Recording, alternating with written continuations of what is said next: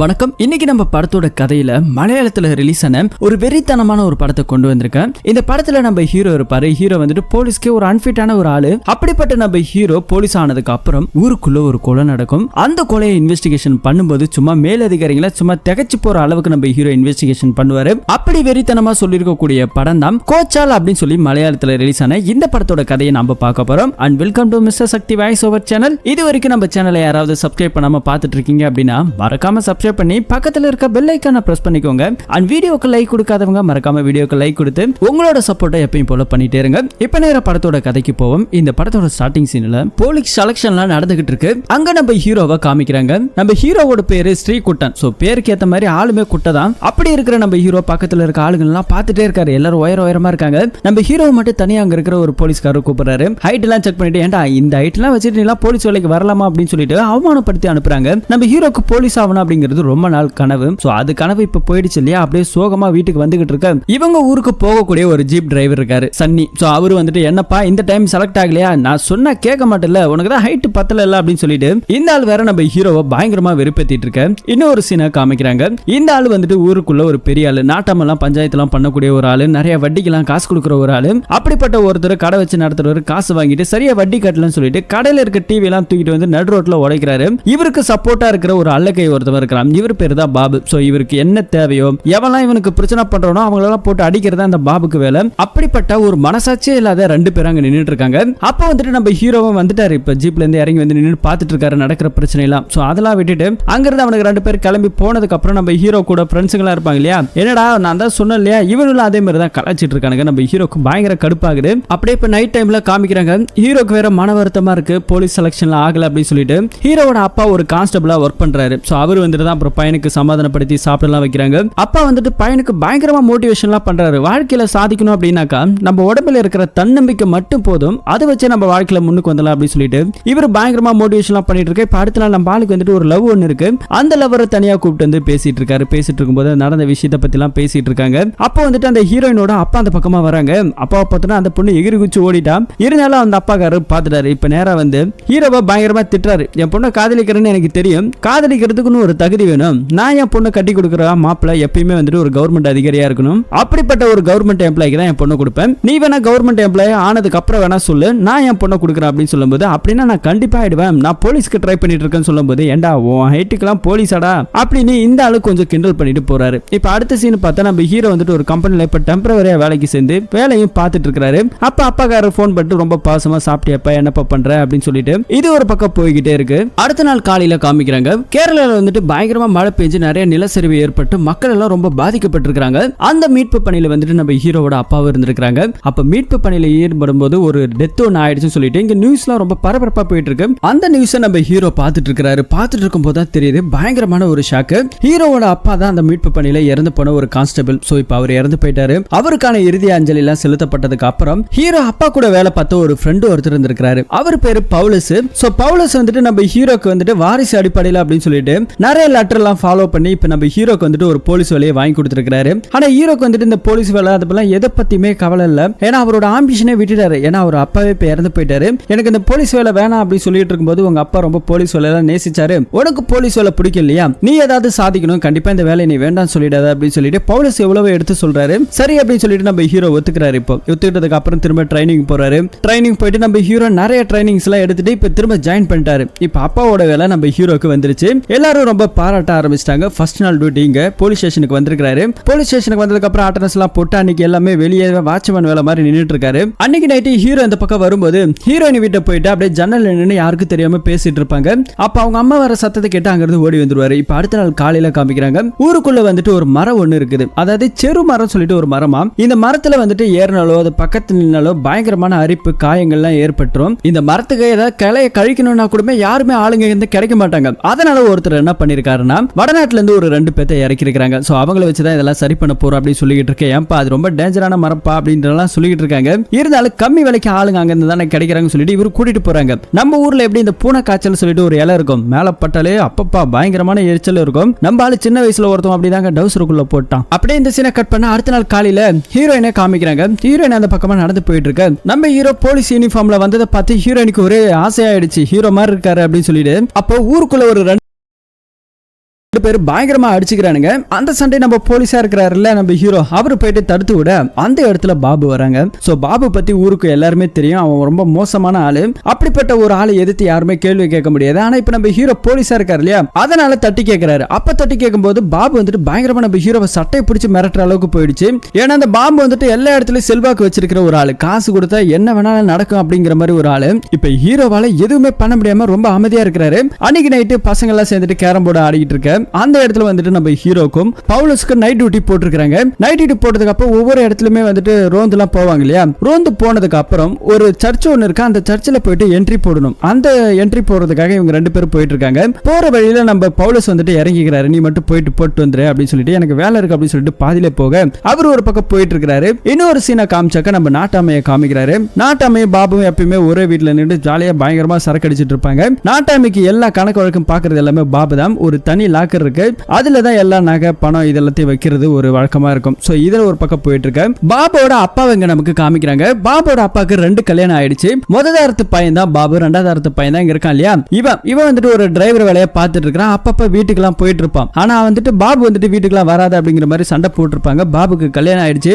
இதுதான் பாபோட மனைவி. இது ஒரு பக்கத்துல இருக்க இந்த டிரைவர் வேலையை பார்த்துட்டு அவர் மட்டும் தனியா ஒரு வாழ்க்கையை வாழ ஆரம்பிச்சிட்டாரு. இது ஒரு பக்கம் பிரச்சனையா போயிட்டு இருக்கு. இந்த லவ் மேட்டர் இருக்கு இல்லையா, நம்ம ஹீரோட லவ் மேட்டர், அது அவங்க அப்பாக்கெல்லாம் தெரிஞ்சிச்சு. இப்ப கவர்மெண்ட் வேலையை வாங்கிட்டார் இல்லையா, அதனால போயிட்டு பொண்ணு கேட்கலான்னு போறாரு. பொண்ணோட அவங்க அப்பா வந்துட்டு ஓகே சொல்லிட்டாரு. மாமனாருக்கு வந்துட்டு கொஞ்சம் சொத்து இருக்குதான். ஆனா அந்த சொத்து வந்துட்டு இந்த ஊர்ல நாட்டம் இருக்கான் இல்லையா, அவன் கொஞ்சம் வந்துட்டு ஆக்கிரமிப்பு பண்ணி வச்சிருக்கானா. நீ வந்துட்டு போலீஸ் தானே, நீ வந்துட்டு அதை சரி பண்ணி அந்த இடத்த நீயே எடுத்துக்கோ அப்படின்னு சொல்லும்போது நம்ம ஹீரோக்கு அதெல்லாம் வேண்டாம் அப்படிங்கிற மாதிரி சொல்றாரு. ஆனா இருந்தாலும் என் பொண்ணுக்காக நான் கொடுக்குறேன் இல்லையா, ஒரு பொண்ணு நீங்க வாங்கி தான் ஆகணும் அப்படிங்கிற மாதிரி கட்டாயப்படுத்திட்டு இருக்கிறாரு. இதெல்லாம் ஒரு பக்கத்துல இருக்க. அன்னைக்கு நைட்டு வழக்கம் போல பாபுவும் நம்ம ஆளு நாட்டாமி சரக்கு போட்டுட்டு இருக்க இந்த மாதிரி போலீஸ்க்கு வந்துட்டு அவன் பொண்ணை கொடுக்குறான் அப்படின்னு சொல்லிட்டு இந்த விஷயம் எல்லாம் தெரிஞ்சு போச்சு. இடம் வேற ஆக்கிரமிப்புல இருக்கு, அவங்க வந்துட்டு ஏதாவது மூக்கு நுழைப்பாங்க அப்படிங்கிற மாதிரி எல்லாம் இந்த விஷயத்தை பத்தி நாட்டாம பாபுக்கு அதுல போட, பாபு நான் பாத்துக்கிற ஒன்னும் பிரச்சனை இல்லைனா அப்படின்னு சொல்லிட்டு அடுத்த நாள் காலையில நம்ம ஹீரோயின் தனியா ஸ்கூட்டில போயிட்டு இருக்க. பின்னாடி கார் எடுத்துட்டு போயிட்டு அந்த பொண்ணை ஒரே இடி பாவம் மரத்துல முட்டிட்டாங்க. நல்ல வேலை ஹெல்மெட் போட்டு இருந்ததால ஆச்சு, இல்லனா தலையில பயங்கரமான அடிபட்டு இருக்கு. இப்பவும் கையில எல்லாம் கொஞ்சம் சிராய்ப்பு ஏற்பட்டதால ஹாஸ்பிட்டல்ல இருக்காங்க. இந்த விஷயத்தை தெரிஞ்சுக்கிட்டு நம்ம ஹீரோ நேரா ஹாஸ்பிட்டலுக்கு போறாரு. என்ன ஆச்சு அப்படி சொல்லும் போது இந்த மாதிரி பாபு தான் வந்து இடிச்சிட்டான் அப்படிங்கிற மாதிரி எல்லாம் சொல்றாங்க. அவன் மேல கேஸ் கொடுத்தலாம் அப்படிங்கிற மாதிரி எல்லாம் பேசிட்டு இருக்க அதே இடத்துல பாபு வரான். பாபு வந்துட்டு நானா இடிக்கல, என் காரை வந்துட்டு வேற யாரோ எடுத்துட்டு போனாங்க, அவங்க தான் யாரோ இடிச்சிட்டாங்க அப்படிங்கிற மாதிரி புல்ட்டா அடிச்சிட்டான். இப்ப பாபு அங்க இருக்கிற நம்ம ஹீரோ கிட்ட வந்து ஒழுங்கா வந்துட்டு இருக்க சொல்லுவான் பொண்டாட்டிய, இல்லனா கொன்னுடுவான் அப்படின்னு சொல்லிட்டு மிரட்டுறான். ஹீரோ இதெல்லாம் தெரிஞ்சுக்கிட்டு கொஞ்சம் பயந்து போறாரு, அமைதியா நின்னுட்டாரு. இவன் சொல்ற விஷயத்தை எல்லாமே மாமியார்காரி காதுல கேட்டுட்டு தான் இருக்காங்க. அப்ப நம்ம ஹீரோ பார்த்து பயந்தாங்கோலே அப்படிங்கிற மாதிரி சொல்லிடுறாங்க. அங்க இருந்து பாபுமே சிரிச்சுட்டே கிளம்பி வெளியே போக ஹீரோக்கு ஒரு அவமானமா போயிடுச்சு. இன்னொரு சீன்ல ஹீரோயினோட அப்பாக்கு தான் பொண்ணு வந்துட்டு இவன் இடிச்சிட்டான் அப்படின்னு சொல்லி அந்த கோபத்துல நேரா நாட்டம்மா வீட்டுக்கு போயிட்டாரு. அங்க போயிட்டு பயங்கரமா சவுண்ட் விட்டாரு, என் பொண்ணையாடா இடிச்ச, உன்னை நான் என்ன பண்ற பாரு, உன்னை கொல்லாம விட மாட்டேன்டா அப்படின்னு சொல்லிட்டு பயங்கரமான சண்டை நடக்க எல்லாரும் மடிச்சு விடுறாங்க. ஹாஸ்பிட்டல்ல இருந்து டிஸ்சார்ஜ் ஆன நம்ம ஹீரோயின் ஹீரோக்கு போன போட்டு இந்த மாதிரி அப்பா போயிட்டு அவன் வீட்டுல பயங்கரமா கத்திட்டாரு. அவன் வேற கொஞ்சம் சரியில்லாத ஆளு, ஏதாவது பண்ணிடுவானே எனக்கு ரொம்ப பயமா இருக்கு அப்படின்னு சொல்லும்போது நான் பாத்துக்கிறேன் அப்படின்னு சொல்லிட்டு ஹீரோ வந்துட்டு வெளியே பேசுறது அப்பப்ப அதே ஸ்டேஷன்ல இருக்கக்கூடிய ஒரு போலீஸ்காரர் பாத்துட்டு இருப்பாரு. இப்ப நைட் டைம்ல காமிக்கிறாங்க நாட்டாம வந்துட்டு பயங்கர வெறியில சரக்கு போட்டுட்டு இருக்காரு. இன்னொரு சீனை காட்டா இந்த பாபு இருக்கா இல்லையா, அவனோட வீட்டுல அவங்க அப்பா அவங்க பொண்டாட்டி அவங்க எல்லாருமே கொஞ்சம் வெளியே எங்கேயே கிளம்பி போயிட்டு இருக்காங்க. அதே மாதிரி நைட் டியூட்டி வழக்கம் போலதான் நம்ம போலீஸ்க்கும் ஹீரோக்கும் போட்டுருக்காங்க. போயிட்டு இருக்கும்போது பவுலஸ் வந்துட்டு எப்பவுமே நைட் டைம் ஆனாலும் கொஞ்சம் சரக்கு போடுற ஒரு ஆளு, ஏன்னா வயசாயிடுச்சு இல்லையா, அப்படி போட்டதான் வண்டி ஓடும். இது ஒரு பக்கம் ஒரு சரக்கு போட்டுட்டு இருக்க. ஹீரோ மட்டும் வழக்கம் போல அந்த சர்ச் இருக்கு இல்லையா, அந்த சர்ச்சில் போயிட்டு சைன் பண்ணுன்றதுக்காக போயிட்டு இருக்காரு. போற வழியில நம்ம ஹீரோயினை பார்த்துட்டு நான் ஒன்னவனுக்கு பயந்து போகல, ஒரு போலீஸ்காரன் எப்ப என்ன செய்யணும்னு எனக்கு தெரியும், நான் பாத்துக்கிறேன் அப்படிங்கிற மாதிரி சொல்லிட்டு போறாரு. இப்ப வழக்கம் போல அந்த சர்ச்சில் போயிட்டு சைன் எல்லாம் பண்ணிட்டு இருக்காரு. நம்ம போலீஸுக்கு சேர்த்து இவரே தான் சைன் பண்றாரு. அப்ப அந்த சர்ச் பக்கமா ஒரு வயசான ஆள் ஒருத்தவன் போறான். எங்க இந்த நேரத்துல போயிட்டு வரீங்க அப்படின்னு சொல்லிட்டு கேட்கும்போது இல்ல எலி பிடிக்கிறேன் அப்படின்னு சொல்லிட்டு சர்ச்சை சுத்தி நிறைய எலிகள் இருக்குது, அதை தான் கூண்டுல வச்சு பிடிச்சிட்டு இருக்கா அப்படின்னு சொல்லிட்டு காமிக்கிறாங்க. சோ அந்த ஆளை பார்த்துட்டு நம்ம ஹீரோ பயங்கரமா பயந்துருப்பாரு. இருந்தாலும் அப்படியே போலீஸுங்கிற ஒரு கெத் அப்படியே மெயின்டைன் பண்ணிட்டு இருக்காரு. இப்ப அடுத்த நாள் காலையில நமக்கு காமிக்கிறாங்க. இங்க இருந்து தாங்க படத்தோட வேகம் வந்துட்டு சூடு பிடிக்கும். இங்க நம்ம நாட்டாம வீட்டை காமிக்கிறாங்க. நாட்டாம வீட்டுக்கு வேலை பார்க்கிற ஒரு வேலைக்காரன் நல்லா தூங்கிட்டு இருக்காங்க. அதே வீட்டுல வேலை பார்க்கக்கூடிய ஒரு வேலைக்கார அம்மா வந்து தான் எழுப்பி விடுறாங்க. என்னையா இன்னும் தூங்கிட்டு இருக்கா, ஐயா ஏந்திருக்கலையா அப்படின்னு சொல்லி கேட்டா ஏதோ நேற்று அசதியில கொஞ்சம் தூங்கிட்டா அப்படின்னு சொல்லிட்டு கதவு தட்டுறாங்க. இப்ப வந்துட்டு கதவை யாருமே திறக்கல. என்னடா இது அப்படின்னு சொல்லிட்டு ஜன்னல்லாம் போனா ஜன்னல்லாம் மூடி இருக்குது. ரொம்ப நேரத்துக்கு அப்புறம் அப்படியே தட்டிக்கிட்டே இருக்காங்க. அதுக்கடுத்து யாருக்கும் போன் பண்ற மாதிரி தெரியுது. அதுக்கப்புறம் போலீஸ் ஜீப்ல நிறைய நாட்டாமை வீட்டுக்கு வருது. என்னடா இது அப்படின்னு சொல்லி பார்த்தா இங்க தான் ஒரு சம்பவம் நடந்திருக்குது. நாட்டாமை யாரோ கழுத்து அறுத்து கொலை பண்ணி போட்டு வச்சிருக்காங்க கொடூரமான முறையில. இது போதாத குறைக்கு பாத்ரூம்ல அவங்க மனைவியுமே கொலை பண்ணி போட்டுருக்காங்க. இருந்து செக் பண்ணும்போது சில நகைப்பணம்லாம் வந்துட்டு காணாம போயிருக்குது அப்படின்னு சொல்லிட்டு போலீஸ்காரங்க விசாரிச்சல தெரியுது. கொலை நடந்த இடத்துல அந்த இடத்துல நம்ம எஸ்பி தான் வந்துட்டு விசாரணையை மேற்கொண்டு இருக்காரு. பயங்கரமா உட்கார்ந்து இருக்காரு. இவரை பத்தி சொல்லணும்னா இவர் இதுவரைக்கும் விசாரிச்ச கேஸ் எதுவுமே வந்துட்டு ஃபெயிலியர் ஆனதே கிடையாது. எல்லாமே சக்சஸ் தான். இப்ப கொலை நடந்த மோட்டிவ் இடத்துல ஏதாவது தடயம் ஏதாவது கிடைக்குதான்னு சொல்லி செக் பண்ணதுல எந்த ஒரு ஃபிங்கர் பிரிண்ட்டுமே கிடைக்கல. ஆனா கொலையாளி ஒரு தடயத்தை விட்டுட்டு போயிருக்கான். அது என்னன்னு பார்த்தா அவனோட சட்டை பாக்கெட் இருக்கு இல்லையா, அந்த பாக்கெட் கிழிஞ்சு கீழே விழுந்திருக்குது. சோ அந்த பாக்கெட் மட்டும்தான் இப்ப தடயமா இருக்குது. வீட்டை சுத்தி நிறைய பேர் செக் பண்ணிட்டு இருக்காங்க. நம்ம ஹீரோலாம் உள்ளே அலோ பண்ணல, கான்ஸ்டபிள் தானே வெளியே நில்ல அப்படின்னு சொல்லிட்டு வெளியே வச்சிருக்காங்க. வெளியே நிக்க வைக்கிற நம்ம ஹீரோ கூட இருக்கிற சக கான்ஸ்டபிள் வச்சுட்டு வீட்டை சுத்தி ஏதாவது எவிடன்ஸ் இருக்கா அப்படின்னு சொல்லிட்டு செக் பண்ணிட்டு இருக்காங்க. அதே இடத்துல வந்துட்டு வேலைக்காரன் இருக்கான் இல்லையா, அவனை நம்ம எஸ்பி கூட்டு விசாரிக்க ஆரம்பிக்கிறாரு. நீ தானே அந்த கொலையை முதல்ல பார்த்த, எப்படி பார்த்த, எங்க பார்த்த அப்படின்னு சொல்லும்போது இந்த மாதிரி நான் நல்லா தூங்கிட்டு வேலைக்காரமா தான் வந்து எழுப்புனாங்க. கதவு தட்டினா கதவு திறக்கல. அதுக்கப்புறம் ஜன்னல் வழியா போனாலும் ஜன்னல்லாம் மூடி இருந்தது. அதுக்கப்புறம் தான் போலீஸ்க்கு தகவல் கொடுத்தா அப்படிங்கிற மாதிரி சொல்றாங்க. ஒழுங்கா சொல்லு, நீ அவர்கிட்ட எவ்வளவு பணம் வாங்கியிருக்க அப்படின்னு சொல்லி கேட்கிறாரு. நான் எந்த பணமும் வாங்கல அப்படிங்கிற மாதிரி இங்க இருக்கிற வேலைக்காரர் சொல்லிக்கிட்டு இருக்க.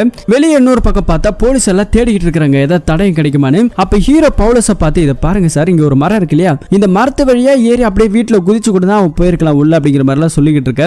இதை பாரு, இங்க இருக்கிற மரம் ஒரு செரு மரம். இந்த செரு மரத்தை பத்தி உனக்கு தெரியுமா தெரியாதான்னு தெரியல. இந்த மரத்து மேல ஏறினாக்கா கண்டிப்பா வந்துட்டு உடம்புல பல காயங்கள் ஏற்படும். அது இல்லாம ஒரு மாதிரி அலர்ஜி ஆயிடும். அதுக்கப்புறம் இறந்து போறதுக்கு கூட சில வாய்ப்புகள் இருக்குன்னா பாத்துக்கியா. இப்படிப்பட்ட மரத்தை யாருமே ஏற மாட்டாங்க. வட மாநிலத்து ஆளுங்க தான் அப்பப்ப வந்துட்டு சில வேலைகளை செய்வாங்க. அதுவும் செஞ்சதுக்கு அப்புறம் அவங்க அடுத்த நாள் அடுத்த வாட்டியோ வரவே மாட்டாங்க அப்படிங்கிற மாதிரி சொல்லிக்கிட்டு இருக்காரு. இதெல்லாம் ஒரு பக்கம் போயிட்டு இருக்கு. அப்ப திரும்ப எல்லாரும் தேடிக்கிட்டு இருக்கு. அதே செரு மரத்துக்கு பக்கத்துல ஒரு கான்ஸ்டபிள் சும்மா ஜாலியா சாஞ்சிக்கிட்டு ஒரு போனை பேசிக்கிட்டு இருப்பாரு. டப்புன்னு பார்த்தா இருந்தாலும் மயக்கம் போட்டு விழுந்துருவான். அவனை தூக்கிட்டு எல்லாரும் ஹாஸ்பிட்டலுக்கு போக ஹீரோ மட்டும் ஒரு குட்டை கிட்ட போயிட்டு பாப்பாரு.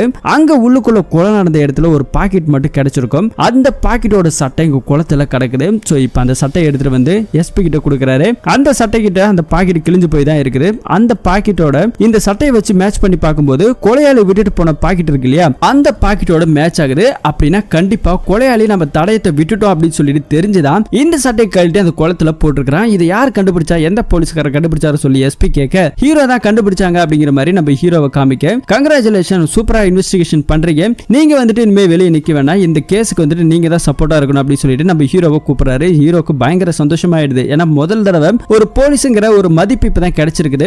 அந்த டைம்ல வந்துட்டு வேலைக்காரன் இருக்கா இல்லையா, அவனை கூப்பிட்டு இந்த சட்டையை எங்கேயாவது பாத்திருக்கியா அப்படின்னு சொல்லிட்டு கேட்கறாங்க.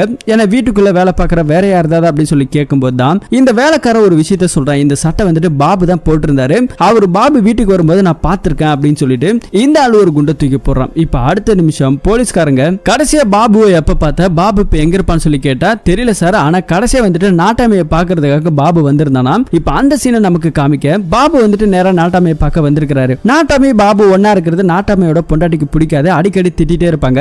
இந்த சமயத்துல வந்துட்டு நம்ம பாபு வந்துட்டு நாட்டாமை கிட்ட எனக்கு கொஞ்சம் பணம் தேவைப்படுதுன்னு சொல்லி கேட்டுக்கிட்டு இருக்க. அப்ப வந்துட்டு நாட்டாமையோட பொண்டாட்டி திட்டி இனிமே நீ வராதரா அப்படின்னு சொல்லிட்டு வெளியே அனுப்பிச்சிருப்பாங்க. அந்த கோவத்துல என்ன பண்ணிருப்பானா பாபு சாவி தூக்கி கொடுத்துட்டு அப்படியே நடந்து போயிருப்பான். அப்படி நடந்து போகும்போது பாபு வந்துட்டு இந்த சட்டை போட்டிருந்தா, அதை வச்சுதான் நான் சொன்னேன் அப்படிங்கிற மாதிரி சொல்லியிருக்காங்க. சோ இப்ப போலீஸ்காரங்களோட சஸ்பெக்ட்ல நம்ம பாபு தான் வச்சிருக்காங்க. பாபுக்கு கால் பண்ணாலும் எந்த ஒரு ரீச்சுமே ஆகல. அவங்க வீட்டுல இருக்கிற அவங்க மனைவியும் அவங்க அப்பாவையும் இப்ப போலீஸ் ஸ்டேஷனுக்கு கூட்டு வந்துட்டு விசாரணை பண்ண ஆரம்பிக்கிறாங்க. அவங்க கிட்ட கேட்கும்போது அந்த சட்டையை காமிச்சா இந்த சட்டை என் வீட்டுக்காரது இல்லைன்னு சொல்லிட்டு மனைவிக்காரங்க சொல்ல, கொஞ்சம் தெளிவா சொல்லுமா, நேத்து நைட்டு எங்க போனாரு அப்படின்னு சொல்லி அந்த டீட்டெயில கேட்டா திரும்ப ஒரு பிளாஷ்பேக். நேத்து நைட்டு சாப்பிட்டுட்டே இருக்கும்போது அந்த ஆளுக்கு ஒரு போன் கால் வந்திருக்கு பாபுக்கு, எதை வந்துட்டு லோடு வந்திருக்கு, இந்த ஏரியாக்கு வாங்க அப்படின்னு சொல்லிட்டு கேட்டு போனை கட் பண்ணி இருக்காங்க. அதுக்கப்புறம் நம்ம பாபு அவங்க கிளம்பி போயிருக்காங்க அந்த லோடை இறக்கிறதுக்காக. அன்டைம்ல போன பாபு இது வரைக்கும் எங்க இருக்காருன்னு தெரியலையாம். போனு சுவிட்ச் ஆஃப்ல இருக்குது. இப்ப அங்க இருக்கிற சட்டை இருக்கு இல்லையா, அந்த சட்டையை ஒழுங்கா பார்த்து சொல்லு, நீங்க தான் பண்ணிருக்கீங்க, பாபு தான் இது ஏதோ பண்ணிருக்கான் அப்படின்னு சொல்லிட்டு மிரட்டி கேட்டதுக்கு அப்புறம் அந்த பொண்ணு ஒத்துக்குது. அப்ப நம்ம ஹீரோ கூட பக்கத்துல இருக்கிறாரு. அப்ப வந்துட்டு அந்த பொண்ணு, அதாவது பாபுவோட மனைவி என்ன சொல்றாங்கன்னா, இது பாபுவோட சட்டை தான் அப்படின்னு சொல்லிட்டு எனக்கு கன்ஃபார்மா தெரியாது, ஆனா பாபு கிட்ட இந்த மாதிரி ஒரு Dress இருந்தது, அதை நான் துவைச்சு கொடி கையில காய போட்டிருந்தேன், ஒருவேளை அதை எடுத்துட்டு போட்டு போயிருக்கலாம், இதனாலதான் எனக்கு தெரியாதுன்னு சொல்லிட்டேன் அப்படின்னு சொல்லிட்டு இப்ப அதை நம்ம பாபுவோட மனைவி அப்படியே சமாளிக்க ஆரம்பிக்கிறாங்க. அடுத்ததா பாபுவோட சிக்னலை வச்சு ட்ராக் பண்ணிட்டே இருக்காங்க. அப்போ வந்துட்டு எஸ்பிக்கு வந்துட்டு ஒரு தகவல், பாபுவோட சிக்னலை ட்ராக் பண்ணும்போது அவன் கடைசியா எந்த இடத்துல சுவிட்ச் ஆஃப் பண்ணியிருந்தாலும் அந்த லொகேஷன்ல திரும்பவும் அவனோட சிம் வந்துட்டு ஆக்டிவேட் ஆயிருக்கு. ஆக்டிவேட் ஆயிட்டு அடுத்தது திரும்ப கட் ஆயிருக்குது. சோ இப்போ அந்த இடத்துக்கு நம்ம போலீஸோட டீம் போயிட்டு நேரா நம்ம பாபுவை பிடிச்சிட்டாங்க. பாபுவை பிடிச்சிட்டு வந்துட்டு நாட்டாமை வீட்டுக்கு கொண்டு வராங்க. நீ பணத்துக்காக ஆசைப்பட்டு தானே நீ வந்துட்டு இந்த மாதிரி பண்ணிட்டு அப்படின்னு சொல்லிட்டு பாபுவை மிரட்ட, பாபு வந்துட்டு நான் பண்ணல அப்படிங்கிற மாதிரி சொல்லிட்டு இருக்காங்க. அப்ப எதுக்குடா ஓடி ஒளிஞ்சு அப்படின்னு சொல்லி கேட்கும்போது, இல்ல நேத்து நைட் எனக்கு வந்துட்டு லோடு வந்துச்சுன்னு சொல்லிட்டு போனேன், அந்த இடத்துல எனக்கு லோடு எதுவுமே வரல, அப்ப தெரிஞ்சுக்கிட்டேன் யாரோ சிக்க வைக்கிறதுக்காக தான் இதெல்லாம் பண்ணிருக்காங்கன்னு சொல்லிட்டு அடுத்த நாள் காலையில நாட்டாம இறந்து போன விஷயம் எனக்கு தெரிஞ்சது. அப்ப போலீஸ்காரங்க நம்மள தான் தேடுவாங்க, பிடிச்சிருவாங்க அப்படின்னு சொல்லிட்டு ஜாமீன்ல வெளிய வர வரைக்கும் நம்ம கொஞ்சம் தலைமறைவா இருக்குன்னு சொல்லிட்டு என்னோட வக்கீல் சொன்னாரு அப்படின்னு சொல்லிட்டு இங்க நம்ம பாபு வந்துட்டு சொல்லிக்கிட்டு இருக்க. இப்ப அதே இடத்துல வந்துட்டு நீ தான் திருடுன, ஏன் நீ எடுத்துட்டு வாப்பா, இவன் ஏறி காட்டுவான் அப்படின்னு சொல்லிட்டு இதே எல்லாத்தையுமே வீடியோ எல்லாம் ஷூட் பண்ணிட்டு இருக்காங்க. அப்ப நம்ம ஹீரோ வந்துட்டு பாபுக்கு ஏணி போறாரு. அப்ப நம்ம ஹீரோ பாபுவை பார்த்து கொஞ்சம் நக்கலா முறைச்சிட்டு இருக்காரு. ஒரு தடவை ஹீரோயின் முன்னாடி அவமானப்படுத்திருப்பாங்க இல்லையா, மாமியார் முன்னாடி அவமானப்படுத்தினார் இல்லையா, இதை எல்லாத்தையும் மனசுல வச்சுக்கிட்டு நம்ம ஹீரோயினுக்கு நக்கல் பண்ணிட்டு இருக்காரு. இப்ப அடுத்தது போலீஸ்காரங்க வீட்டுக்குள்ள கூட்டிட்டு போயிட்டு விசாரிச்சிட்டு இருக்க. பாபு வந்துட்டு நான் எதையும் எடுக்கல, நான் எதையும் கொள்ளடிக்கல அப்படிங்கிற மாதிரி சொல்லிக்கிட்டே இருக்காரு. ஆனா எஸ்பி கேட்கல. இவனை இழுத்துட்டு போங்க அப்படின்னு சொல்லிட்டு அவர் ஒரு பக்கம் கூட்டிட்டு போக அதே வீட்டுல வேலை பார்க்கிற ஒரு வேலைக்கார அம்மாவை கூப்பிட்டு விசாரிக்கிறாரு நம்ம எஸ்பி. அந்த அம்மா கழுத்துல இருக்கிற செயினை பார்த்துட்டு இது யார் கொடுத்தா, நாட்டாம கொடுத்தாரா அப்படிங்கிற மாதிரி வச்சிருக்கேன் அப்படிங்கிற மாதிரி தோரணையில கூட பேசிட்டு இருக்க. இல்ல சார், நான் கொஞ்சம் கொஞ்சமா கஷ்டப்பட்டு சேர்த்தது அப்படின்னு சொல்லிட்டு இப்படி யாரை பார்த்தாலும் சந்தேக பார்வையில நம்ம எஸ்பி பார்த்துட்டு இருக்காரு. அப்ப வந்துட்டு வேலைக்கார அம்மா ஒரு விஷயத்தை பத்தி சொல்ல ஆரம்பிக்கிறாங்க. நாட்டாம கிட்ட வந்துட்டு நிறைய பேர் காசு வாங்குவாங்களா அப்படிங்கிற மாதிரிலாம் கேட்க அப்ப அந்த அம்மா ஒரு விஷயத்தை சொல்லியிருக்குது. வேலை பார்க்குற ஒரு வேலைக்காரர் இருந்தா இல்லையா, அவன் வந்துட்டு நாட்டாம கிட்ட காசு கேட்டானாம். அது எதுக்காக அப்படின்னு சொல்லி கேட்டா ஒரு பிளாஷ்பேக்ல அந்த வேலைக்காரரோட பையன் ஒரு மொபைல் கடை வைக்கணும் அப்படிங்கிறதுக்காக இன்வெஸ்ட்மெண்ட் பண்றதுக்கு காசு இல்லைன்னு சொல்லிட்டு நாட்டாம கிட்ட வந்து கேட்டிருப்பாங்க. அப்ப நாட்டாம இப்ப என்கிட்ட பணமே இல்லை அப்படிங்கிற மாதிரி போய் சொல்லியிருப்பாரு. இதுல அந்த பையன் காண்டாயி கடுப்பாயிட்டு அங்கிருந்து கிளம்பி போயிட்டானா. அப்ப நாட்டாம வேலைக்காரனை டீ குடிச்சிட்டு போடா அப்படின்னு சொன்னது அப்ப கூட அவன் டீ எல்லாம் குடிக்காம அவனும் கோவத்துல கிளம்பி போயிட்டான். ஒருவேளை அவங்க கூட பண்ணிருக்கலாம்னு சொல்லிட்டு எஸ்பிக்கு இன்னொரு 2 சந்தேகம். இப்ப எல்லாத்தையுமே வச்சு யோசிச்சுக்கிட்டே இருக்கிறாரு. திரும்பவும் வேலைக்காரனை கூப்பிட்டு நீ எதுக்குடா காசு வாங்கின அப்படி சொல்லும்போது, சார் இந்த மாதிரி என் பையன் கேட்டான், நீ ரொம்ப நாளா வேலை பாக்குறல்ல, நீ கொஞ்சம் நாட்டாம கிட்ட வாங்கி கொடுன்னு சொல்லி கேட்டது என்னமே உண்மைதான், நானும் போயிட்டு கேட்டேன், ஆனா நாட்டாம கிட்ட பணம் இல்லை அப்படின்னு சொல்லிட்டாரு. அதோட நாங்க வந்துட்டோம், அதுக்கப்புறம் நான் அவர்கிட்ட எதுவும் பிரஷர் பண்ணல அப்படின்னு சொல்றாரு. இப்ப இதை நம்பவே இல்லை நம்ம எஸ்பி. நாட்டாமைக்கு யாராவது எதிரிங்க இருக்காங்களா அப்படின்னு சொல்லி கேட்டா நாட்டாமைக்கு ஊர் புறா தான் எதிரிங்க, ஆனா கொஞ்ச நாளைக்கு முன்னாடி வந்துட்டு ஒருத்தர் வந்துட்டு சவால் விட்டு போனாரு உன்னை கொன்னுடுன்னு சொல்லிட்டு. அது யாருன்னு பார்த்தா நம்ம ஹீரோயினோட அப்பா. அவர் வந்துட்டு தான் பொண்ணை இடிச்சிட்டாரு அப்படிங்கிற கோவத்துல ஒரு தடவை வந்து சண்டை போட்டுருப்பார் இல்லையா, அந்த விஷயத்தை எல்லாமே வேலைக்காரன் வந்துட்டு நம்ம எஸ்பி கிட்ட போட்டு கொடுத்துட்டாரு. இந்த விஷயத்தெல்லாம் தெரிஞ்சுக்கிட்டு அடுத்தது நம்ம எஸ்பி நேரா நம்ம ஹீரோயினோட அப்பாவை கூப்பிட்டு விசாரிக்கிறாரு. நீ தான் கொலை பண்ணியா, நீ தான் கத்தி வச்சு மிரட்டிட்டு போனியாமே, எல்லாத்தையும் பண்ணிட்டு வந்துட்டு ஜாலியா உட்காந்துருக்கேன் அப்படின்னு சொல்லி கேட்கும்போது அந்த கத்தி வந்துட்டு சாதா கத்தி சார், இந்த கத்தியெல்லாம் வச்சுமா கொலை பண்ண முடியும், சும்மா நான் ஏதோ ஒரு கோவத்துல பேசினேன், என் பொண்ணை இடிச்சிட்டான், அதுக்காக நான் கேஸ் கொடுத்தேன், அந்த கேஸ் கூட எடுக்கல அப்படிங்கிற மாதிரி இந்த விஷயத்தை பத்தி எல்லாத்தையுமே எஸ்பி கிட்ட சொல்றாங்க. இப்ப அந்த கத்தியெல்லாம் வாங்கிட்டு போயிட்டு இதை வந்துட்டு நான் செக் பண்ணி பாக்குறேன், ஒருவேளை கிரைம் நடந்த இடத்துல ஏதாவது மேட்ச் ஆகுதா அப்படிங்கிற மாதிரி இந்த கத்தியில இருக்கிற பிங்கர் பிரிண்ட் அது கூட ஏதாவது மேட்ச் ஆகுதா அப்படிங்கிற ஒரு தோரணையில வாங்கிட்டு போறாரு. இதை நம்ம ஹீரோயினோட அவங்க அப்பா சிரிச்சுக்கிட்டு இருக்க. அடுத்த நிமிஷம் பார்த்தா ஹீரோயின் வந்துட்டு நம்ம ஹீரோக்கு போன் பண்றாங்க.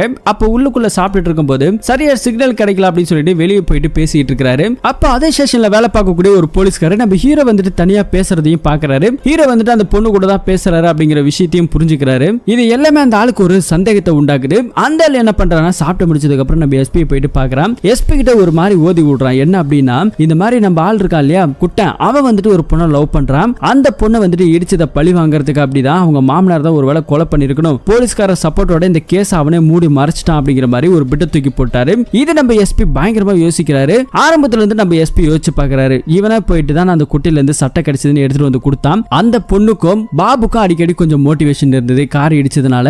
இப்ப ஒருவேளை அதை பழித்திக்கிறதுக்கு தான் நம்ம ஹீரோ வந்துட்டு பாபு மேல பழிய போட்டானா அப்படிங்கிற ரேஞ்சுக்கு நம்ம எஸ்பி சந்தேகப்படுறாரு. அது மட்டும் இல்லாம இவங்க 2 பேருக்குள்ள இருக்கக்கூடிய அந்த லேண்ட் மேட்டர் இருக்கு இல்லையா, அதுவுமே எஸ்பி கண்டுபிடிச்சாரு. ஒருவேளை லேண்டுக்காக தான் நாட்டாமையை கொலை பண்ணிட்டு அந்த பழிய தூக்கி பாபு மேல போட்டுட்டு இவங்களோட பழிய தீர்த்துக்கிறதுக்காக பக்கா பிளான் பண்ணிருக்காங்க மாமனாரும் மருமகனும் அப்படின்னு சொல்லிட்டு நம்ம எஸ்பி இப்ப நம்ம ஹீரோவை சஸ்பெக்ட்ல வைக்கிறாரு. அது இல்லாம நம்ம ஹீரோவை சஸ்பெண்ட் பண்ணிட்டாங்க. அது ஏன் அப்படி சொல்லிட்டு கேட்டீங்கன்னா, நம்ம ஹீரோ வந்துட்டு அடிக்கடி ஒரு சர்ச்சில் போயிட்டு நைட் டைம்ல கையெழுத்து போடணும் இல்லையா, அந்த என்ட்ரியில நம்ம பவுலஸ் வராதுக்கு அவரோட கையெழுத்தை இவரே போட்டதால அது மிஸ் ஆச்சு. இப்போ நீயே வந்துட்டு எல்லாரும் கையெழுத்து போடுற அப்படின்னு சொல்லிட்டு அந்த காரணத்துக்காக சஸ்பெண்ட் பண்ணிருக்காங்களா. சோ எனக்காக வந்துட்டு நீ மாட்டிக்கிட்ட அப்படின்னு சொல்லிட்டு பவுலஸ் வந்துட்டு நம்ம ஹீரோக்கு ஆறுதலும் சொல்றாரு. ஆனா இந்த கேஸை விட்டுறாத, நீ வந்துட்டு கண்டுபிடி அப்படின்னு சொல்லிட்டு ஒரு பக்கம் நம்ம பவுலஸ் சப்போர்ட்டா இருக்கிறாரு. அந்த இடத்துல கொலை நடந்த எல்லா போட்டோஸையும் வந்து பார்த்துட்டு இருக்காரு. அப்ப நம்ம ஹீரோக்கு ஒரு விஷயம் சிங்க் ஆகுது. என்ன அப்படின்னா, நாட்டாம கொலை பண்ணப்போ ஒரு பாக்கெட் மட்டும் கிழிஞ்சு கீழே விழுந்தது இல்லையா, நாட்டாம கழுத்து அறுக்கப்பட்டது,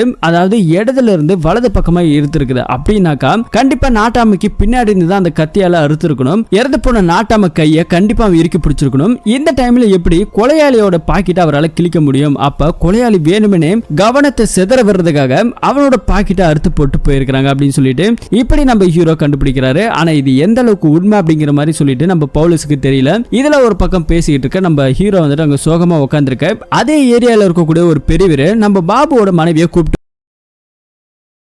வராங்க. இந்த மாதிரி பாபு வந்துட்டு பெயில் எடுக்கணும், நீ கொஞ்சம் ஹெல்ப் பண்ணடா அப்படின்னு சொல்லிட்டு நடக்கிற பிரச்சனை என்னன்னு தெரியாம இந்த ஆள் வந்துட்டு வேற வெறுப்பேத்திட்டு இருக்கான் நம்ம ஹீரோக்கு. அது மட்டும் இல்லாம ஹீரோக்கும் பாபுக்கும் ஆகாது இல்லையா, அவன் வெளியே வந்தானா கண்டிப்பா ஏதாவது பிரச்சனை நடக்கும் சொல்லிட்டு அங்க இருக்கிறவங்க அந்த பெரியவரை திட்டுறாரு. பயங்கரமா திட்டிட்டு அங்க இருந்து அனுப்பி விடுறாரு. ஒரு ஜீப்ல ஏறி அந்த அம்மாவும் கிளம்பி போயிடுறாங்க. இப்ப அடுத்த சீனா நம்ம பவுலஸ் நம்ம ஹீரோக்கு போன் பண்ணிருக்காரு. ஒரு முக்கியமான தகவல் கிடைச்சிருக்காம். ஃபாரன்சிக்ல இருந்து என்ன சொல்லிருக்காங்கன்னா, இந்த செரு மரம் இருக்கு இல்லையா, அந்த செருவோட துகள் கொலை நடந்தப்பட்ட அந்த இடத்துல கிடைச்சிருக்குதாம். அந்த டெட் பாடி முகத்துல லைட்டா பட்டிருக்குது.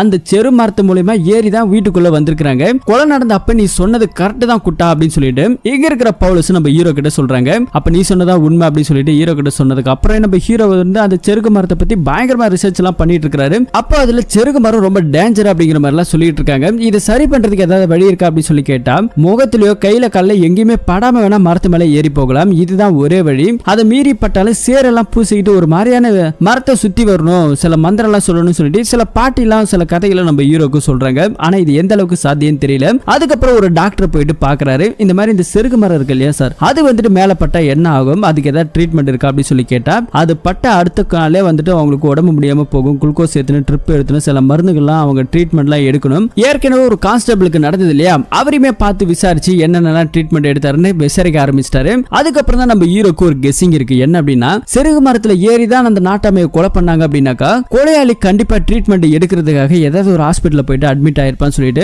பக்கத்துல இருக்க ஜிஹெச்ல வந்துட்டு விசாரிக்கிறாங்க. இந்த மாதிரி செருகு மரத்தால பாதிக்கப்பட்ட கொலை நடந்த அந்த டேட்டை வச்சு அடுத்த நாள் விசாரிக்க ஆரம்பிக்கும் போது, ஆமா ஒருத்தர் வந்தாரு, ஆனா கொஞ்ச நேரத்துல அவர் போயிட்டாரு, ட்ரீட்மெண்ட்டை எடுத்துக்கலாம் அப்படிங்கிற மாதிரி சொல்லிட்டு இருக்காங்க. அவரோட பேர் டீட்டெயிலாம் அப்படியே கேட்டுட்டு இருக்காங்க. அப்ப அந்த டீட்டெயில அவரை பார்த்திருக்கீங்களா அப்படின்னு சொல்லி கேட்டா, சரியா முகம் வந்துட்டு ஞாபகத்துக்கு இல்லையா, சோ லிஸ்ட்ல வந்துட்டு இருக்கும், அவரோட அட்ரஸ பாருங்க சொல்லி கேட்டா அவரோட பேர் மட்டும் தான் இருக்குது. அந்த பேரை எடுத்துட்டு போயிட்டு போஸ்ட் ஆஃபீஸ்ல வச்சுட்டு விசாரிக்கிறாங்க, லோக்கல் ஆள் யாராவது இருக்காங்களா சொல்லி கேட்டா அப்படி யாருமே கிடையாதுன்றாங்க. அதுக்கு அடுத்தது ஓட்டர் லிஸ்ட்லாம் எடுக்கிறாங்க. அதுல நிறைய பேர் இருக்குது. அந்த ஓட்டர் லிஸ்ட்ல இருக்கிற போட்டோ வச்சு அங்க டாக்டர் இருக்காங்க இல்லையா ரிசப்ஷன்ல, அவங்கள்ட்ட போயிட்டு காமிக்கிறாங்க. நீங்க பார்த்ததுல இதுல யாராவது இருக்காங்க அப்படின்னு சொல்லி கேட்டா, இல்ல சார் அதுல வேற மாதிரி இருந்தாங்க அப்படின்னு சொல்லிட்டு இதுவுமே நம்ம ஹீரோக்கு மொக்க வாங்குது. அதுக்கப்புறம் டாக்டர் ரெக்கமெண்டேஷன் பண்ணக்கூடிய அந்த மருந்தை மட்டும் போட்டோ எடுத்துக்கிறாரு. இது எதுக்காக அப்படின்னா, ஒருவேளை அவன் வந்து ட்ரீட்மெண்ட் எடுக்காம பாதியிலே போயிட்டான், பாதியிலே போயிருந்தாலும் மெடிக்கல் ஷாப்ல கண்டிப்பா மருந்து மாத்திரை வாங்கி யூஸ் பண்ணிருக்கணும், அப்ப அதை வச்சு கண்டுபிடிச்சிடலாம் அப்படிங்கிற மாதிரி இங்க வந்துட்டு நம்ம ஹீரோ பக்காவா பிளான் பண்ணிக்கிட்டு இருக்காரு. இன்னொரு சீனை பார்த்தா ஒரு போலீஸ்கார் வந்து நம்ம எஸ்பியை மீட் பண்றாரு. எஸ்பி கிட்ட வந்துட்டு என்ன சொல்றாருன்னா, இந்த போன் நெட்வொர்க் ஏரியால கவரேஜ் பண்ணும்போது கொலை நடந்த அன்னைக்கு நைட்ல வந்துட்டு பக்கத்துல 2 காலேஜ் படிக்கிற பசங்க ரொம்ப நேரமா போன் பேசிட்டு இருந்திருக்கானுங்க. அப்ப அந்த எஸ்பி என்ன சொல்றாருன்னா, கண்டிப்பா அவன் கேர்ள் ஃபிரெண்ட் கிட்ட தான் பேசிருப்பானுங்க, வேற அப்படின்னு சொல்லி கேட்கும்போது இன்னும் ஒரு 2 நம்பர் வந்துட்டு ஆக்டிவேட் ஆயிருக்கு, அது வட மாநிலத்தை சேர்ந்தவங்களோடது அப்படின்னு சொல்றாங்க. அந்த செருகு மரத்தை கிளீன் பண்றதுக்காக வட மாநிலத்தை சேர்ந்த 2 பேர் வந்தாங்கன்னு சொன்னாங்க இல்லையா, அவங்க அடுத்த நாளே வராம போயிருக்காங்க. சோ அவங்க மேல சஸ்பெக்ட் வைக்கிறாங்க. இப்போ அதுக்கப்புறம் நம்ம ஹீரோ திரும்பவும் அடுத்த நாள் காலையில ஹாஸ்பிட்டலுக்கு வராரு. ஏன்னா சிசிடிவி ஃபுட்டேஜ் மூலமா ஏதாவது கிடைக்குதான்னு பார்த்தாலும் அப்பவும் அதுக்குள்ள ஏமாற்றம் தான். ஏன்னா ஃபுட்டேஜ் எதுவுமே ஒர்க் ஆகல, கேமராவே ஒர்க் ஆகாம போயிருக்குது. இப்போ அடுத்த நாள் காலையில நம்ம ஹீரோ வந்துட்டு அங்க இருக்க மெடிக்கல் ஷாப்ல எல்லா இடத்துலயும் போயிட்டு விசாரிக்கிறாங்க, இந்த ட்ரீட்மெண்ட்டுக்காக யாராவது வந்தாங்கன்னு சொல்லிட்டு, இந்த பர்டிகுலர் மருந்து வாங்கினாங்கன்னு சொல்லிட்டு போட்டோ எடுத்திருக்காரு. அதை வச்சு காமிக்கும் போது ஒரு மெடிக்கல்ல ஆமா இது வந்தாரு அப்படின்னு சொல்லும்போது, ஃபேஸ் நீங்க பாத்தீங்களா, ஆள் எப்படி இருந்தா அப்படின்னு சொல்லி கேட்டா, ஒரு 30 வயசு கிட்ட இருக்கும், ஆனா ஃபேஸ் வந்துட்டு சரியா நான் பார்க்கல, ஏன்னா வந்த நபர் ஹெல்மெட் மாட்டி இருந்தானா, சோ அதனால கண்டுபிடிக்க முடியல அப்படிங்கிற மாதிரி சொல்லிட்டு இருக்காரு. இப்ப இதிலுமே ஏமாற்றம் இல்லையா, நம்ம ஹீரோ வண்டி எடுக்கும்போது திரும்ப அந்த மெடிக்கல் ஷாப் கடைக்காரர் கூப்பிடுறாரு. ஆனா சார் அவர் என்கிட்ட சேஞ்ச் கொடுக்கும்போது 50 ரூபாய் கொடுத்தாரு, அந்த 50 ரூபாயில வந்துட்டு காந்தி தாத்தா வரைஞ்ச ஒரு பேனால கிறுக்கினதால இருந்ததா, அந்த தாள் செல்லல அப்படின்னு சொல்லிட்டு ரிட்டர்ன் கொடுத்திருக்காரு. அதுக்கப்புறம் அவர் அதை வாங்கிட்டு கிளம்பிட்டாரு. சொல்லும்போது இதுல என்னடா இருக்கு அப்படின்னு சொல்லிட்டு நம்ம ஹீரோ கேட்க, இல்ல சார் அன்னைக்கு கொஞ்சம் தூரத்துல போகும்போது நன்கொடை கேட்டு நிறைய பேர் வந்தாங்க, அந்த நன்கொடைக்கு அவர் அதே காசு கொடுத்தாரு, அது எப்படிடா உனக்கு தெரியும் கேட்டா, திரும்ப இவர் கடைக்கு வரும்போது நன்கொடை கேட்டிருக்காங்க, இவர் 100 ரூபாய் கொடுத்துட்டு ரிட்டர்ன் 50 ரூபாய் வாங்கும்போது அதே காந்தி வரைஞ்ச அந்த நோட் இருந்திருக்குது. சோ அப்படின்னா அதே நபர் தான் இந்த காசை கொடுத்திருப்பாங்க சொல்லிட்டு நான் கெஸ் பண்ணேன். இப்போ என்கிட்ட வந்துட்டு நன்கொடை கொடுத்ததுக்கான ரிசிப்ட் இருக்குது, அப்ப அவர்கிட்ட அந்த ரிசிப்ட் கொடுத்திருப்பாங்க இல்லையா, அந்த ரிசிப்டோட காப்பி என்ட்ரி அவங்கள்ட்ட இருக்கும், அதை வச்சு அவனோட அட்ரஸை கண்டுபிடிக்கலாம் சொல்லிட்டு இங்க இருக்கிற மெடிக்கல் காரன் வந்துட்டு போலீஸ் ரேஞ்சுக்கு இவனுக்கு ஐடியா கொடுக்குறான். நம்ம ஹீரோ இப்ப அந்த ரிசிப்டை எடுத்துக்கிட்டு நேரா அங்க போயிட்டு கேட்கும்போது அந்த ரிசிப்ட் ஆளு அட்ரஸ் எல்லாத்தையும் கொடுக்குறாங்க. இப்ப நம்ம ஹீரோ அங்க இருக்கிற ஆளை பிடிக்கலாம்னு சொல்லிட்டு கிளம்பி போயிட்டு இருக்காரு. அதே மாதிரி இந்த பக்கத்துல போலீஸ்காரங்க வந்துட்டு அந்த 2 வட மாநிலத்தில் ஆள் இருக்காங்க இல்லையா, அவங்கள பத்தி விசாரிக்க ஒரு லாட்ஜ்ல ரூம் எடுத்து தங்கி இருக்கதா சொல்லி தகவலும் கிடைச்சிருச்சு. இப்ப இவங்க அங்க போறாங்க. நம்ம ஹீரோ ஒரு பக்கம் போறாரு. ஹீரோ வந்துட்டு அந்த இருக்கிற தங்கி இருக்க இடத்துக்கு போறாரு. அந்த அட்ரஸ்ல பார்த்தா ஒருத்தர் இருக்கிறான். அவனை அடிச்சு கேட்டா, இது பாருங்க என் ஃப்ரெண்டுக்கு தான் வந்துட்டு அது தேவைப்பட்டுச்சு, அன்னைக்கு எதிர்த்து அவனை ரொம்ப வருஷத்துக்கு அப்புறம் கிளாஸ்மேட் பார்த்ததுல ஒரு சந்தோஷத்துல பேசினேன், இந்த மாதிரி எனக்கு ஒரு மருந்து மட்டும் வாங்கி கொடுன்னு சொல்லிட்டு என்ன மெடிக்கல் ஷாப்புக்கு அனுப்புனா, நான் வாங்கி கொடுத்தேன், அன்னைக்கு அவன் பார்த்து சந்தோஷம் நான் நம்பர் கூட வாங்கல சார், எனக்கு எதுவும் தெரியாது அப்படிங்கிற மாதிரி அவன் ஒரு பக்கம் சொல்ல ஹீரோக்கு இங்க பயங்கர கடுப்பாயிடுச்சு. இன்னொரு பக்கத்துல அந்த வட மாநிலத்தை சேர்ந்தவங்க எல்லாம் போலீஸ்காரங்க அரெஸ்ட் பண்ணி கூட்டிட்டு போறாங்க. இப்ப ஹீரோ அவன் ஃப்ரெண்டு கிட்ட உன் ஃப்ரெண்ட் எங்கடா தங்கிருப்பான் அப்படின்னு சொல்லி கேட்டா எனக்கு தெரியாது சார், அட்ரஸ் போன் நம்பர் எதுவுமே இல்ல, ஆனா இந்த லாட்ஜுக்கு பக்கத்துல அவனை இறக்கி விட சொன்னா அங்க நான் இறக்கி விட்டேன்னு சொல்றாரு. இப்ப அந்த லாட்ஜுக்கு போயிட்டு அந்த பேர் அட்ரஸ் வச்சு அங்க கேட்கும்போது ரூம் நம்பர் 112ல தான் அவர் தங்கியிருந்தாரு அப்படின்னு சொல்லி கொடுக்க நம்ம ஹீரோ வேகமா ஓடுறாரு. அங்க போய் பார்த்தா ரூம் பூட்டி கிடக்குது. கீழே பார்த்தா அவன் ஓடுற மாதிரி தெரியுது, ஒரு பேக் கோட் மாட்டிட்டு ஓடுறான். அவனை துரத்திட்டு நம்ம ஹீரோ போக இங்க இன்னொரு சீன்ல நம்ம பாபு வந்துட்டு இப்ப பெயில்ல வந்துட்டாங்க. நம்ம ஹீரோ தானே இது எல்லாத்துக்கும் காரணம். அவனை போட்டு அடிக்க நம்ம ஹீரோ அவனை அடிச்சு தள்ளி விட்டுட்டு இப்ப நேரா வேகமா ஓடுறாரு. ஷார்ட் கட்ல ஓடி அங்க இருக்கிற ஜீப் குறுக்க நின்னுறாரு. அந்த ஜீப் யாருன்னு பார்த்தா வழக்கமா அந்த ஊருக்குள்ள ஒரு ஜீப் ஓட்டு வரலையே அவர் தான் வந்திருக்காரு. அந்த பஸ்ஸை ஃபாலோ பண்ணு, அதுல தான் கில்லர் போயிட்டு இருக்கான் அப்படின்னு சொல்லிட்டு இவர் அந்த பஸ்ஸை ஃபாலோ பண்ணி ட்ரேஸ் பண்ணி போயிட்டே இருக்காங்க. இன்னொரு சீன்ல பார்த்தா நம்ம ஹீரோ போலீஸ் ஸ்டேஷனுக்கு போன் பண்ணிட்டாரு. இத மாதிரி கில்லரை நான் கண்டுபிடிச்சா பஸ்ல போயிட்டு இருக்கான், அவனை பிடிக்கணும் அப்படின்னு சொல்லிட்டு பஸ் எல்லாம் சேஸ் பண்ண சொல்றாரு. இப்ப அந்த பிரேக் அடிச்ச செகண்ட்ல போன் கீழே விழுகுது. போனை நம்ம ஹீரோ எடுப்பாரு. இங்க தாங்க படத்தோட பயங்கரமான ஒரு ட்விஸ்ட் ஓபன் ஆகும். என்ன அப்படின்னாக்கா கார் ஓட்டிட்டு இருக்காருல இந்த கார் ஜீப் டிரைவர், அவரோட வந்துட்டு வண்டி சாவில வந்துட்டு 112 அப்படின்னு சொல்லிட்டு இப்ப நம்ம ஹீரோ போய் பார்த்த அந்த ரூம் நம்பர் அந்த கீழே இருக்கும். அது மட்டும் இல்லாம அவனோட கால்ல வந்துட்டு இந்த செருகு மரத்தால ஏற்படக்கூடிய பாதிப்பு இருக்குல்ல, அதனால அவன் மருந்து எடுத்ததுக்கான அந்த அடையாளங்கள்லாம் கால்ல இருக்கு சுரி சுரியா. இது எல்லாத்தையும் பார்த்துட்டு அப்படியே திரும்பி வண்டிக்கு பின்னாடி பாப்பாரு பாருங்க. அவன் ஓடி வரும்போது ஒரு கோட் ஷூ எல்லாம் போட்டுட்டு வந்திருப்பாரு, அதே பேக் வந்துட்டு இவனோட ஜீப்ல இருக்குது. அப்பதான் நம்ம ஹீரோ ஒரு விஷயத்தை கண்டுபிடிக்கிறாரு. இவன் தான் அந்த கில்லர், இவன் தான் ஓடி இருக்கிறான் அப்படின்னு சொல்லிட்டு ஹீரோ கண்டுபிடிச்சாரு. இப்ப அப்படியே தோல்ல கை போடுவார் பாருங்க. கை போட்டு நீதானடா அது அப்படின்னு சொல்லி கேட்ட அடுத்த நிமிஷம் வண்டி பிரேக் போட்டு அவன் இறங்கி ஓட ஆரம்பிப்பான். அவனை துரத்திட்டு நம்ம ஹீரோ போவாரு. இங்க பயங்கரமான ரெண்டு பேத்துக்கு சண்டை நடக்க நம்ம ஹீரோ அவனை அடிச்சு தரதரன்னு இங்க போலீஸ் ஸ்டேஷனுக்கு இழுத்துட்டு வருவாரு. எஸ்பி வந்துட்டு அங்க இருக்கிற வட மாநிலத்தை சேர்ந்தவங்க விசாரிச்சிருப்பாங்க இல்லையா, அவங்க வந்துட்டு கில்லர் இல்ல அப்படிங்கிற மாதிரி அவரே கண்டுபிடிச்சிட்டாரு. ஏன்னா இதுக்கு அதுக்கு எந்த சம்பந்தமும் இல்ல அப்படின்னு சொல்லிட்டு இப்ப நம்ம ஹீரோ புடிச்சிட்டு வந்தவனே இவன் தான் கில்லர், இவன் தான் எல்லாத்துக்குமே காரணம் அப்படின்னு சொல்லிட்டு விசாரிச்சு கேட்கும்போது இப்ப அந்த ஜீப் டிரைவர் எல்லா உண்மையும் சொல்ல ஆரம்பிக்கிறான். பல நாளா நாட்டாம வீட்டுல இவன் கொள்ள அடிக்கணும் அப்படின்னு சொல்லிட்டு ஆசை, இவன் லைஃப் செட்டில் ஆகணும் அப்படின்னு சொல்லிட்டு ஆசை. அதனால வந்துட்டு ஒவ்வொரு வீட்டுக்கு போகும்போது பாபு வந்துட்டு அந்த வீட்டுல எப்பயுமே இருப்பான். கடைசியா வந்துட்டு பாபு சண்டை போட்டுட்டு போனது, இவன் வந்துட்டு ஒரு சூப்பர் மார்க்கெட்ல லோடு இருக்கும்போது அங்க இருக்கிற ஒரு பொம்பளை வந்துட்டு இந்த மாதிரி வந்துட்டு பாபு வந்துட்டு சண்டை போட்டு போயிட்டாங்கிற விஷயத்தை தெரிஞ்சுக்கிட்டு தான் அன்னைக்கு நைட்டு நாட்டாம வீட்டுல எகிரி குதிச்சு போலான்னு சொல்லி முடிவு பண்ணான். ஆனா போறதுக்கு முன்னாடி பாபு வீட்டுல யாருமே இல்லைன்னு தெரிஞ்சுக்கிறான். நாட்டாம கூட இருக்கிறது பாபு மட்டும் தான். சோ அவனு இப்ப சண்டை போட்டுருக்கான். சோ பணத்துக்கும் கேட்டிருக்கான். இந்த விஷயத்தெல்லாம் தெரிஞ்சுக்கிட்டு இந்த டிரைவர் என்ன பண்ணிருக்கானா, நாம நாட்டாம வீட்டுல போயிட்டு கொள்ளை அடிச்சுட்டு பணத்தை எடுத்துக்கிட்டு அந்த கொலைப்பழிய பாபு மேல போட்டலாம் சொல்லிட்டு தான் பாபு வீட்டுல அன்னைக்கு நைட் எல்லாரும் கிளம்பி போனாங்க இல்லையா.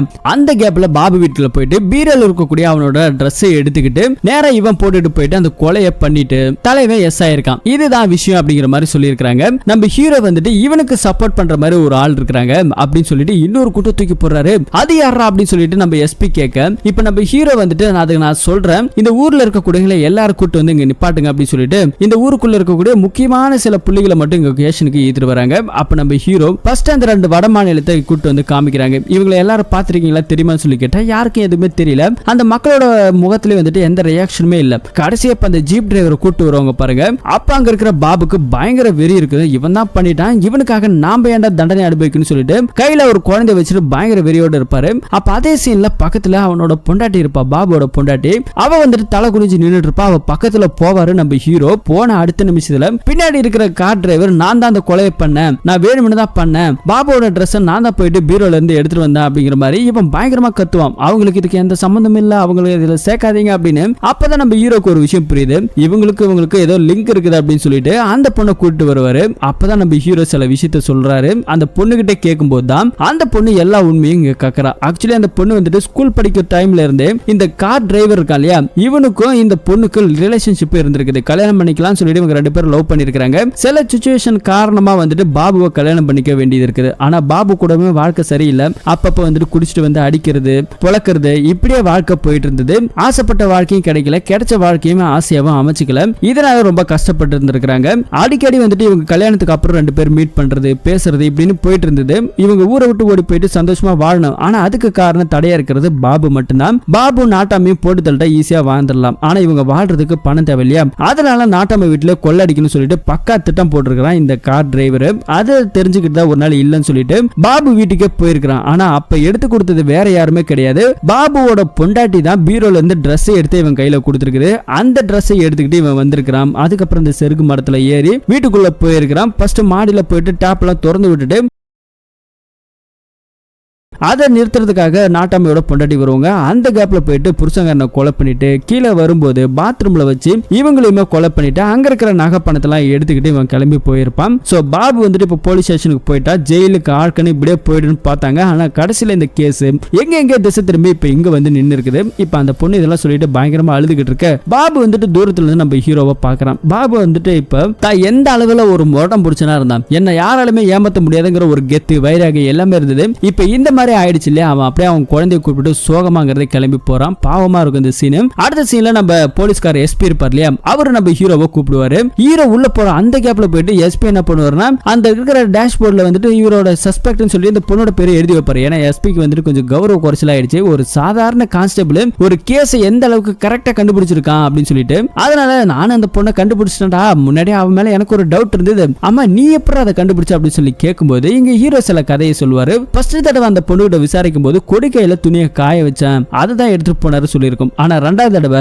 இந்த கில்லரை பிடிக்கும் போது அவன் பீரோல இருந்து எடுத்தான் அப்படின்னு சொல்லுவான். சோ இது ரெண்டுக்குமே வந்துட்டு வேரியேஷன் இருக்குது. சோ அதுல வந்துட்டு ஒரு டவுட் இருக்குது, இவங்க ரெண்டு பேருக்குள்ள ஏதோ ஒன்று இருக்குன்னு. நம்ம ஹீரோ வந்துட்டு சும்மா போட்டு தான் வாங்கினாரு, கடைசியில எல்லாத்தையும் கொட்டி இருக்குதுங்க. சோ இதுதான் நடந்தது அப்படின்னு சொல்லிட்டு அப்பா வந்துட்டு ஒரு நேர்மையான போலீஸ்காரு, அவரோட புள்ளனா கரெக்டா நேர்மையா இருப்பா அப்படிங்கிற மாதிரி சொல்லிட்டு இப்ப இங்க வெளியே வராரு. அது நம்ம எஸ்பிக்கு மூஞ்சில அடிச்ச மாதிரி இருக்குது, சாணியை முக்கிய அடிச்ச மாதிரி இருக்குது. இப்ப வெளியே வந்திருக்கிற பவுலஸ் இருக்கார் இல்லையா, நீ உங்க அப்பாவுக்கு உண்மையா இருக்கிற, உங்க அப்பா பேரை நீ காப்பாத்திட்டா தம்பி அப்படின்னு சொல்லிட்டு கண்டுபிடிச்சு அழுதுட்டு அப்படியே ஒரு ராயல் சல்யூட் நம்ம ஹீரோ அடிக்கிறாரு. நம்ம ஹீரோவும் பதிலுக்கு அடிக்கிறாரு. அப்படியே இந்த படத்தோட ஸ்டோரியும் முடிகிறது. இந்த படத்தோட ஸ்டோரி எப்படி இருந்துச்சு அப்படின்னு சொல்லிட்டு கமெண்ட்ல நீங்க சொல்லுங்க. இது மாதிரியான இன்ட்ரெஸ்டிங்கான பல த்ரில்லர் ட்விஸ்ட்கள்லாம் பார்க்கணும் அப்படின்னா மறக்காம நம்ம சேனலை சப்ஸ்கிரைப் பண்ணி சப்போர்ட் பண்ணி வைங்க. மீண்டும் ஒரு நல்ல படத்தோட கதையில திரும்பவும் சந்திப்போம். தேங்க்யூ.